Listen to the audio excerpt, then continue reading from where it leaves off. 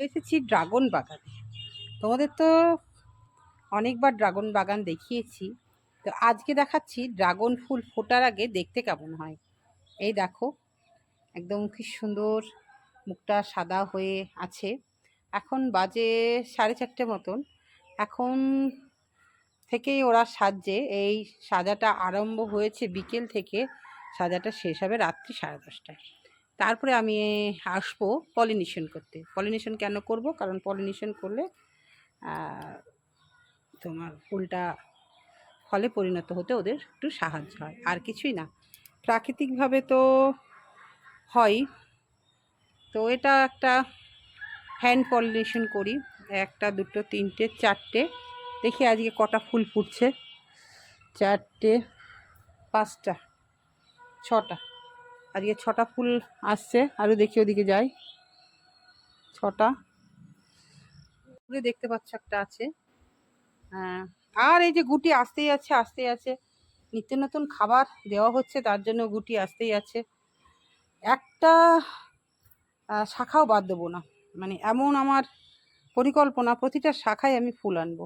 Target তো, target mission যখন শুরু করেছি গত এপ্রিল মাস থেকে আসছে, কারণ আমার মার্চে এবার প্রচণ্ড তাপ ছিল। সেই সময় কিন্তু আমি আনিনি ইচ্ছা করে, কারণ নাইট্রোজেন জাতীয় খাবারটা দিয়েছিলাম, তার জন্য আসেনি।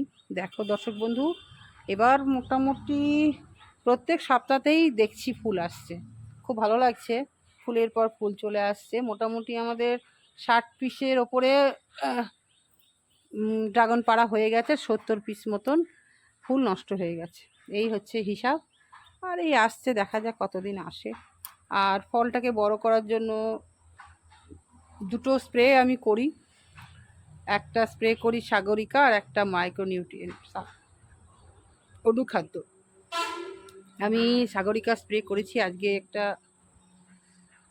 মাইক্রোনিউট্রিয়েন্ট স্প্রে করব। তার মধ্যে দেখছি খুব সুন্দর সুন্দর ফুল এসেছে, খুব ভালো লাগলো দর্শক বন্ধু। আজকে তোমাদের ড্রাগন প্রজেক্টটা তো খানিকটা দেখালাম, তার সঙ্গে স্কুলে যাওয়ার পথে যে পাটের কাজ চলছে, পাট তোলার, মানে পাটের যে তন্তু আছে সে তোলার কাজ চলছে, সেটা দেখাবো। তার সঙ্গে নদীর জল কতটা বেড়েছে দেখাবো। তো চলো, কেমন হয়েছে ড্রাগন প্রজেক্ট অবশ্যই জানাবে। এখন ছোটোখাটো খাল বা পুকুর মানেই এই পাট জাগ দেওয়া। এই পাট তো চলছে মোটামুটি মাস দেড়েক তো হয়ে গেল, আর চলবে পুজোর পর্যন্ত, পুজোর পর পর্যন্ত, অক্টোবরের শেষ। এই চলতেই আছে, চলতেই আছে। কারোর পাট নিচে পড়ছে, আর কারো আবার ওপরে এসে জমা হয়েছে। আবার এই যে পাটকাঠি গাদা দেখছো, এটা গত বছর। এইভাবেই চলছে সার্কেল, পুরনো নতুন সব মিলেই। এইভাবে পাট চাষিরা জলের মধ্যে বেশ কষ্টদায়ক। এই চাষিদের যে কষ্ট, সেটা একদম চোখের সামনে আমি প্রত্যেক বছর অনুভব করি। প্রত্যেক বছর কেন, আমি ছোটো থেকেই অনুভব করছি। আমার ভীষণই খারাপ লাগে। যে তুলনায় ওরা কষ্ট করে, সে তুলনায় কিন্তু পারিশ্রমিক পায় না, মানে উপযুক্ত দামে বিক্রি করতে পারে না। কোনো রকমের টান টান হয়, যতটা খরচ হয় ততটাই ওঠে, এই আর কিছুই না। তাও কিছু করার নেই, করতে তো হবেই, কারণ ওদের রুজি রোজগার বলতে এই পাট আর পেঁয়াজ, এই দুটো ফসলই ওদের হয়। তাতে যা হয় হয়, নিজের যারা নিজের লেবার দেয় তাদের একটু ভালো হয়, আর যারা সম্প্রদায় কেনা শ্রমিক তাদেরকে একটু, তাদের তো সমস্যা হয়। এই হচ্ছে গ্রামের মানুষের জীবন। গ্রামের মানুষ সহজ সরল, তাদেরকে ভগবান ঠিক মতন চলতে দেয় না। কষ্ট, ভীষণ কষ্ট। সে গরিব হোক, মধ্যবিত্ত হোক, কষ্টর কষ্ট, ভীষণই কষ্ট। এই গেল পাট। এবার চলো তোমাদের পাট দেখাতে গেলে নদীর জল কতটা বেড়েছে সেটা দেখাবো। উফ, যা জল বেড়েছে তাতে ভীষণই খারাপ লাগছে। নদীতেও কিছু পাট দেওয়া হয়েছে, তবে দুটো পার্থক্য, এই খালের জলে যে পাটগুলো আছে কালো, আর নদীর জলের যে পাটগুলো আছে সোনালি। এক কথায় খালের জলের পাটের দাম কম, আর নদীর জলের পাটের দাম বেশি। ওটা সোনালি কালার। তোমরা এই যে যাচ্ছ আমার সাথে সাথে, এখানে লক্ষ্য রেখো, চোখ দুটো রেখো, দেখো এই যেমন সবুজ পাট আগেকার পাটকাঠি, তার সঙ্গে বর্তমান যে পাট শোকোতে দেওয়া হয়েছে একদম সোনালি কালার, হেবি সুন্দর। কারণ এই যে দেখতে পাচ্ছ নদীর জল, এই নদীর জলটা নতুন তো, এই জলটা একটু ঘোলাটে ধরনের। অ্যাকচুয়ালি এটা গঙ্গার জল কিছুটা আসে থাকে, তার জন্য এখানে যারা পাট জাগ দেয় মানে এখানকার কাছাকাছি যারা এরকমই হয়, মানে শর্ত থাকে যার বাড়ির কাছে নদী বা খাল ঠিক সেইভাবেই তারা জাগ দেয়, পয়সা লাগে না কিন্তু এটা সম্পূর্ণ একদম নিজের মতন করে এরা করে। কিন্তু যারা দূরে আছে তাদের কিন্তু একটু পয়সাটা খরচ হয়, কেন বলো তো? কারণ ওই যে ট্রাক্টর খরচটা ওদের গায়ে লাগে, ওরা ট্রাক্টর ভাড়া করে নিয়ে আসে, বড্ড গায়ে লাগে, এই হচ্ছে ব্যাপার, আর কিছুই না। তো এত চাহিদা এত চাহিদা, কিছু পাট এই দেখতে পাচ্ছ, এই দেখো কি সুন্দর সোনালি কালার, দেখতে পাচ্ছ তো পাটগুলো মেলা আছে। তো কিছু পাট আছে দেখতে পাচ্ছ যে রাস্তার ধারে জমা হয়ে আছে, আর কিছু পাট জলে আছে, কিছু সব শোকাচ্ছে। এই যে সিস্টেম, এটা একটা প্রত্যেক বছরই হয়। আর এই যে আমি যাচ্ছি টোটো করে, এটাও একটা বড় রিস্ক, কেন বলো তো? কারণ এই যে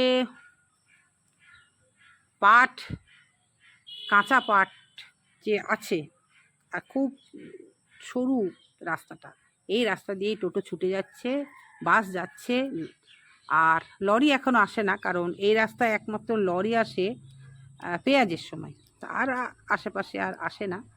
তো একটাই বাস চলে আমার যে স্কুলের কাছে শ্যামনগর, আর বাস চলে টুঙ্গিতেও চলে। এক কথায় বেশ ভয় ভয় লাগে।